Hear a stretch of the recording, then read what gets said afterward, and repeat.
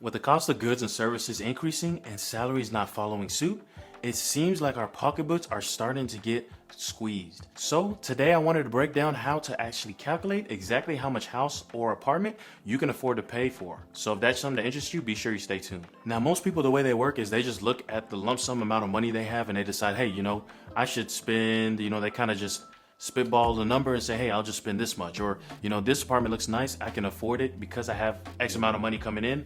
I wouldn't mind spending 90% of that. Okay, so on and so forth. But I'm going to explain to you a strategic way to look at it whenever it comes to how much you're paying for rent. Now, step number one, you're going to want to make sure that you calculate how much you have as after-tax income. We don't want to look at, your salary. If you have a salary of $50,000, a lot of that money, or not a lot, but a good chunk of that money, you're going to pay for in taxes, right? So we want to look at how much money do you actually take home every paycheck. So I'm gonna link to a paycheck or a salary calculator, and what you can do is you can click on the link I'm gonna have down below for Smart Assets paycheck calculator. Okay, now once you go to that website, you want to type in, it's gonna ask you things like where you're located. That way they know how much are you paying in taxes from a federal, state, and even local level, right? That way they know exactly how much your paycheck's gonna be. So you want to go there, you want to type in what city you're in, then you start typing in your information like your salary, so on and so forth, and how much you're getting paid based off of what your pay cycle is, right? Are you getting paid bi-weekly? Are you getting paid twice a month? Whatever the case may be. Now, once you have that number, next we want to touch on something called the 50-30-20 rule, okay?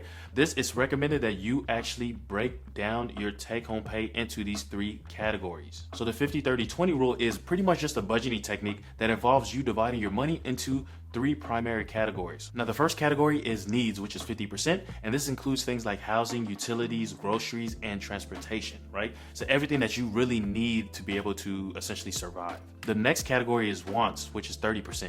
Now, this is things that you feel that, they make your life more enjoyable, but that you could technically live without, right? This is things like getting Starbucks every day, or, wanting Fashion Nova every other week. Some of y'all know who I'm talking to, right? Or maybe Machine nowadays. I know these stores are changing up, right? And so you gotta kind of look at it like that. It's things that maybe you don't necessarily need, but you want, and they bring some sort of enjoyment to your life. After that, you want to look at the next 20%, which is savings, okay? So savings is, we all essentially know what that is, right? We just don't always want to do it, right? That's really where it comes into, is we know that we need to be saving, but we don't actually have a game plan to start saving. And that's hopefully what this rule is going to do, the 50-30-20 rule. So when you look at it like that, your rent really shouldn't be no more than, I would say, 30% of your income. You got to remember that 50% needs category, it incorporates your housing, utilities, groceries, and transportation in total, which should be no more than 50%. So you really want to keep your rent to around about 30% of that amount. Now, you might be having trouble actually staying under that 30% threshold. Here are some possible solutions that you might have to make, right? And this is especially going to be it's going to make a lot more sense, or it's going to be a lot more relevant to people who are living in high cost of living areas. One thing you can do is making adjustments to other parts of your budget to kind of give you more of a cushion for rent. It can be things, maybe, like you see that you can lower some of your wants. You can stop getting certain things. Like maybe you're hitting the club every weekend and then you buy bottle service. But hey, if I cut that out, then I'll be able to actually afford the type of apartment that I want to have, right? So you're kind of cutting from one category to add to another, to add to your rent category. Another thing is, maybe it'll make more sense for you to live a little further away from the city center, right? Maybe you're looking for an apartment right now that's dead smack dab in the city center, in maybe the most popping area of your city. But if you move just a couple miles out, it might mean a little bit more of a commute, but you are now saving a larger amount of money. Another option, especially if you're younger, could be possibly living with roommates. Or if you own a home, you might need to maybe rent out a room to a friend or a family member, something like that, right? So those are a few of the options. I even typically tell people, especially if you're a lot younger and maybe thinking about getting a house, maybe doing sort of kind of like house hacking, right? If you can get like a fourplex or a duplex, something like that, where it's pretty much two houses put together,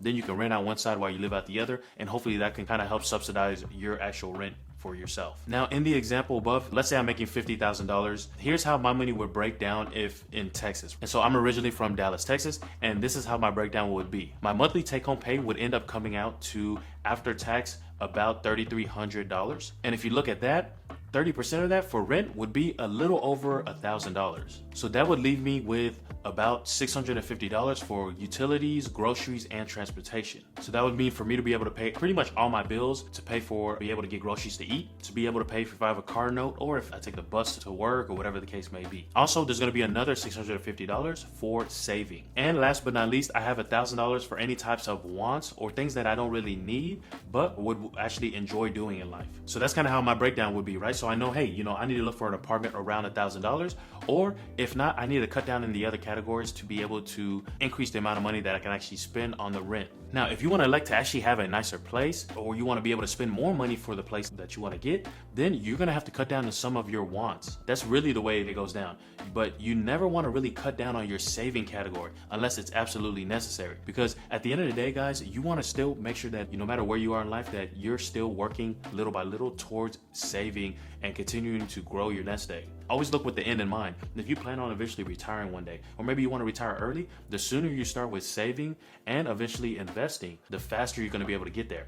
I know a lot of people who they're in their 60s, their 50s or 60s, and they haven't even started saving yet. When they were younger, they used to always tell themselves, yeah, I'm going to start eventually. I got time. I'm not in a rush. I'm still young.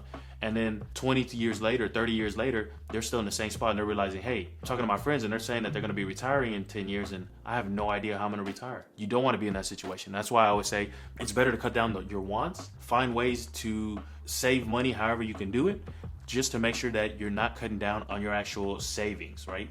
Your saving goals. Now, if you're in a higher cost of living area, or you just have a higher cost, let's say due to kids, for example, in that case, you're going to want to look at ways to also increase your income. I'd recommend even trying to find ways to increase your savings category, especially if you have certain financial goals, right? If you know that, hey, I want to retire early, I want to retire at 40, or I want to retire at 50, you know where the goalpost is, right? You know where the finish line is. Then you got to work your way backwards and try to see, okay, how much do I need to save today to make sure that I get there by 50, right? Or by 40, whatever the case may be. So there's just a few points that you want to be sure that you keep in mind. Now, guys, thanks for watching, and that's pretty much it for this video. Hopefully this has given you a good idea of how much you'll want to be spending on rent month by month, okay? Now, if you have any other questions, throw them down in the comments down below, and also check out my playlist where I actually show you how I've used this exact technique and the cost of living that I have in my actual hometown in Dallas to start being able to travel full-time around the world. I'm actually currently in Casablanca, Morocco right now. I'm gonna be here for about a month, and then I actually just got here. I think it hasn't even been a week yet, right? But I've been here for about a month, and then I'm gonna be here for about a month, excuse me, and then I'm gonna be heading over to another city and doing the same thing over again, okay? So that's kind of the lifestyle that I've worked towards based off of using principles like the one I just touched on today. Alrighty, so I hope that makes sense, and I hope that helps you guys. Thanks for watching, and I'll see you at the next one. Peace.